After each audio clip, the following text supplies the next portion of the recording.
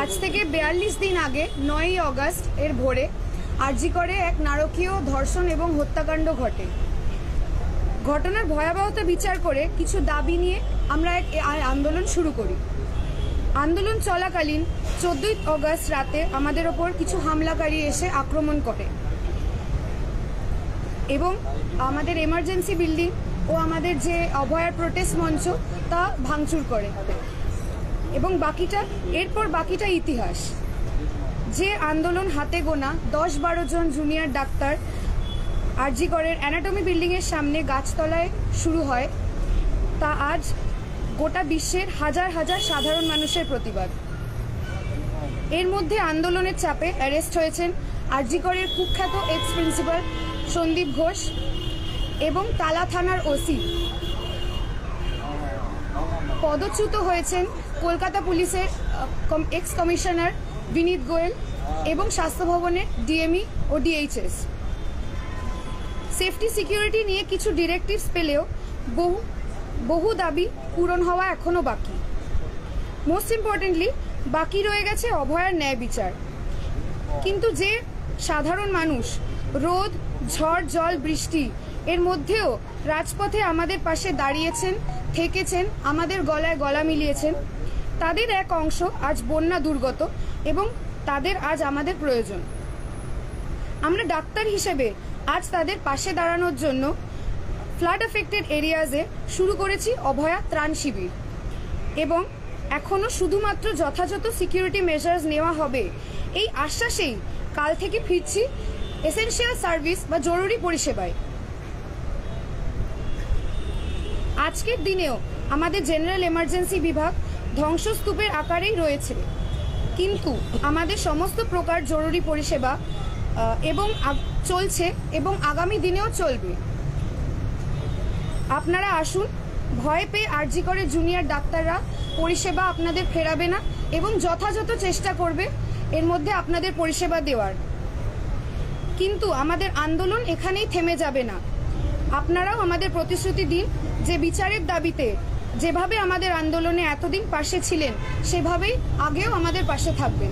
আপনারা বলেছেন যে কিছু দাবি মানা হয়েছে, কিছু মানা হয়নি। আর একবার যদি বলেন যে আপনাদের নতুন কি দাবি বা কি দাবি রয়েছে যার জন্য আপনারা বসে থাকবেন? আমাদের নতুন কোনো দাবি নেই। আমাদের যে ৫ দফা দাবি ছিল আজকেও আমরা সেই ৫ দফা দাবি নিয়েই বসে আছি এখানে।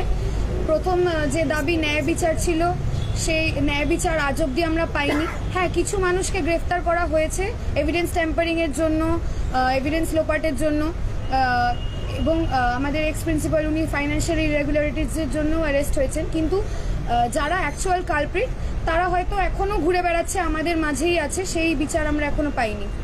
সেকেন্ডলি আমরা কিছু হেলথ অফিসিয়াল এবং কিছু পুলিশ অফিসিয়ালসদের পদত্যাগ এবং ডিসিপ্লিনারি অ্যাকশন দাবি করেছিলাম। কিছু মানুষের পেয়েছি, কিছু মানুষের এখনও আমরা পাইনি। আমরা এখনও মনে করি যে এই যে এভিডেন্স ট্যাম্পারিং হয়েছে, এই যে সিকিউরিটির অভাব, তার সঙ্গে ওনারা জড়িত, ডিরেক্টলি বা ইনডিরেক্টলি ওনারা জড়িত এবং ওনাদের এগেনস্টে অ্যাকশন নেওয়া উচিত। এবং যাদের আমরা চেয়েছিলাম রেজিগনেশন তাদের ট্রান্সফার হয়েছে, কিন্তু কিছু সেটাও আমরা মেনে নিলাম। কিন্তু কিছু মানুষ যেরকম ডিসি সেন্ট্রাল, হেলথ সেক্রেটারি, এদের এগেনস্টে কোনো রকম কোনো অ্যাকশন বা কিছুই নেওয়া হয়নি এবং মৌখিক আশ্বাস দেওয়া হয়েছে যে হেলথ সেক্রেটারি এগেনস্টে ইনকোয়ারি করা হবে, কিন্তু সেটা এখনো কোনো ডিরেক্টিভ বা কিছু আমরা কোনো কনফার্মেশন কিছু পাইনি। লাস্ট আমাদের ৪ নম্বর এবং ৫ নম্বর যে দাবিগুলো ছিল সেফটি সিকিউরিটি নিয়ে এবং কলেজে কমপ্লেন্টসের জন্য কমিটি ফর্ম করা, আরডিএ ফর্ম করা, WBMC ইলেকশন ঠিক করে তৈরি করা, সেগুলো নিয়েও আমরা মৌখিক আশ্বাস পেলেও কোনো রিটেন ডিরেক্টিভস কিন্তু এখনও পাইনি। ৪ নম্বর পয়েন্ট নিয়ে যে ডিরেক্টিভসগুলো আমরা পেয়েছি সেগুলো আমরা এখনও শুধুমাত্র আশ্বাসের পর্যায়েই আছে। ওগুলো যতক্ষণ ১ মাস হয়ে গেছে, ৪২ দিন আজকে হয়ে গেছে, তার মধ্যে কিছু ভিজিবল চেঞ্জেস যদি সরকার চাইতো আমরা নিশ্চয়ই পেতে পারতাম, কিন্তু এখন আমরা পাইনি। শুধুমাত্র ১০০ কোটি টাকা স্যাংশন হয়েছে, এই করতে হবে, এই করা উচিত, এটা বললেই সেফটি সিকিউরিটি এসে যায় না।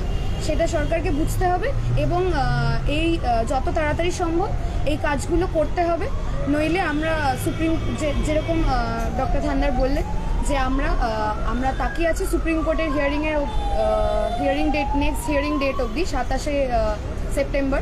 তার মধ্যে আমরা চাই যে স্টেট গভর্নমেন্ট কিছু অ্যাকশনস দেখা, যাতে আমরা আশ্বস্ত বোধ করি। সুপ্রিম কোর্টও বারবার বলেছে যে জুনিয়র ডক্টরসদের কনফিডেন্স গেইন করা খুবই প্রয়োজন, স্টেটকে সেটা করার জন্য নির্দেশিকাও দিয়েছেন আগামী 7 থেকে 14 দিনের মধ্যে।